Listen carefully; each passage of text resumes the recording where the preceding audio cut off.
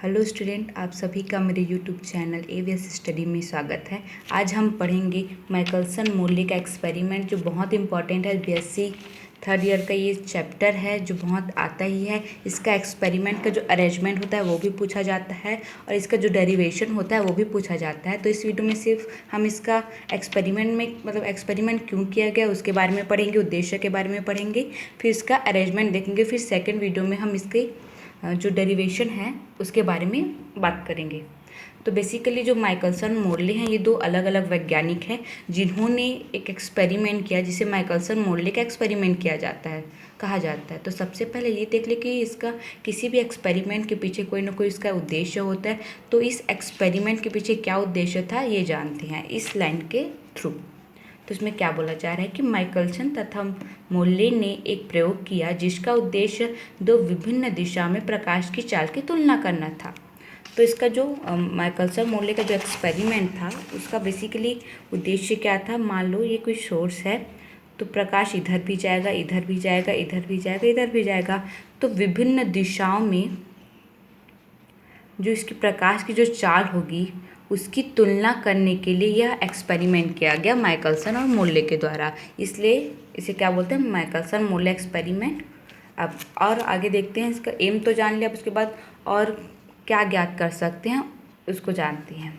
उन्होंने यह माना कि ईथर स्थित है तथा इससे जुड़ा निर्देश फ्रेम परम निर्देश फ्रेम है। परम निर्देश फ्रेम क्या होता है, जिसके सापेक्ष सभी दिशाओं में जो प्रकाश की चाल है वो समान होती है। उसके बाद क्या बोला जा रहा है कि प्रयोग द्वारा इस परम निर्देश फ्रेम के सापेक्ष पृथ्वी का वेग ज्ञात करने की कोशिश की। जो माइकलसन मोरले का जो एक्सपेरिमेंट है उन्होंने क्या माना कि कोई ईथर है, जो कोई पार्टिकल है जो स्थिर है, ठीक है।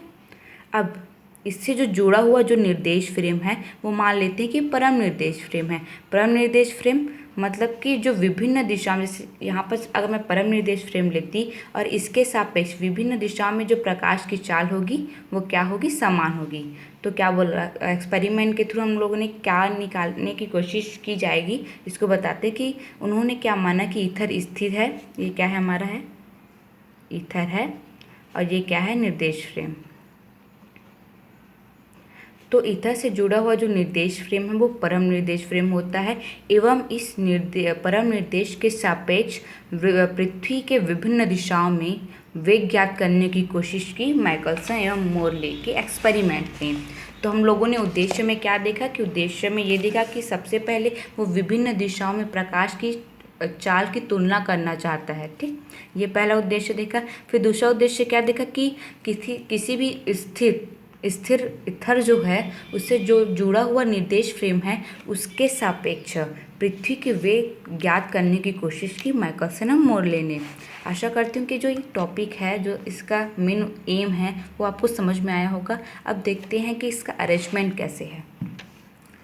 अब प्रकाश की बात करिए तो मैं कुछ ना कुछ प्रकाश का सोर्स लेना पड़ेगा। तो यहाँ पास मैं ये सोर्स है, प्रकाश का सोर्स है, ये मोनोक्रोमेटिक है, एक वर्णीय प्रकाश का सोर्स लेती हूँ। और यहाँ पास एक प्लेट है जो आंशिक रूप से चांदी से कलाई युक्त है, ठीक। तो इस ए से एस मतलब एक प्रकाश सोर्स से जब यहाँ पास प्रकाश आपतित होती है आंशिक चांदी कलाई युक्त प्लेट में, तो देखो आंशिक कलाई में परावर्तन भी होगा। देखो यहाँ पास ट्रांसमिट हो गया सबसे पहले, यहाँ पास ये आपतित हुआ ये प्रकाश सोर्स इस प्लेट पर। जो ये प्लेट है वो ऊर्ध्वाधर 45 अंश से झुकी हुई है। देखिए जो हमारी प्लेट है वो सीधी नहीं है, वो 45 डिग्री में झुकी हुई है, ठीक। उसके बाद यहाँ पास एक M1 है और M2 है जो क्या है, समतल दर्पण है जिसमें पूर्ण परावर्तन होता है इसमें, ठीक। अब यहाँ पास एक सूक्ष्मदर्शी है जिसके थ्रू हम जो अध्यारोपण होगा, व्यतिकरण होगा, उसको हम इसमें देख सकते हैं।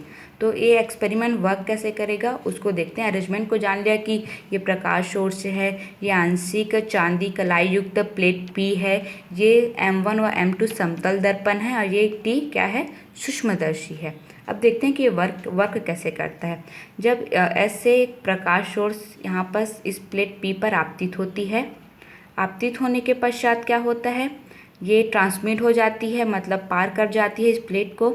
पार कर जाने के बाद इस सरफेस से ये क्या होती है, आंशिक रूप से परावर्तित हो जाती है इस ओर, परावर्तित होती है इस ओर, और आंशिक रूप से क्या हो जाती है, अपवर्तित हो जाती है इस ओर। यहाँ पर परावर्तन, आंशिक परावर्तन एवं आंशिक अपवर्तन होता है। ठीक, अब इस साइड का देखते हैं। अब देखिए यहाँ पर परावर्तन होने के पश्चात इस वाले सरफेस से वो फिर से टकराया, टकराने के बाद वो क्या हो जाएगा, ट्रांसमिट हो जाएगा, यहाँ पर से पार हो जाएगा। पार होने के बाद ये M1 पर आपतित होगा। अब M1 से पूर्णतः ये क्या हो जाएगा, ये प्रकाश परावर्तित होकर, ऐसा एरो का निशान, परावर्तित होकर फिर इसी प्लेट पे आ जाएगा एवं इस प्लेट के आने के बाद ये फिर से ट्रांसमिट हो जाएगा, पारगमित हो जाएगा एवं पारगमित होकर यहाँ पास आएगा। फिर इस उसके बाद जो यहाँ से जो आंशिक रूप से परावर्तन हुआ था, ये अपवर्तित हुआ था, तो अपवर्तन के थ्रू ये M1 पर, M2 पर आया, फिर M2 पर अपवर्तित होकर ये पूर्णतः क्या हो गया, परावर्तित हो गया। यहाँ से ऐसा फिर से परावर्तित हो गया। अब ये दोनों जो किरणें हैं, यहाँ से आने वाली और यहाँ से जो आने वाली प्रकाश की किरणें हैं, वो आपस में अध्यारोपित हो जाती है एवं अध्यारोपण के फलस्वरूप व्यतिकरण फ्रिंजों का निर्माण होता है, जो हम इस सूक्ष्मदर्शी के थ्रू देख सकते हैं। आशा करती हूँ कि ये आपको ये एक्सपेरिमेंट का जो अरेंजमेंट है वो समझ में आया होगा। अगर कुछ डाउट होगा तो आप मुझे कमेंट करके पूछ सकते हैं। अब इसकी नेक्स्ट स्टोरी में एक और बहुत कुछ इम्पॉर्टेंट है कि ये सिर्फ आधी डायग्राम है, जो बुक में है जो उस आधा ही दिया है। इसमें और मतलब ये जो डिस्टेंस है उसको और एक्सप्लेन करने के लिए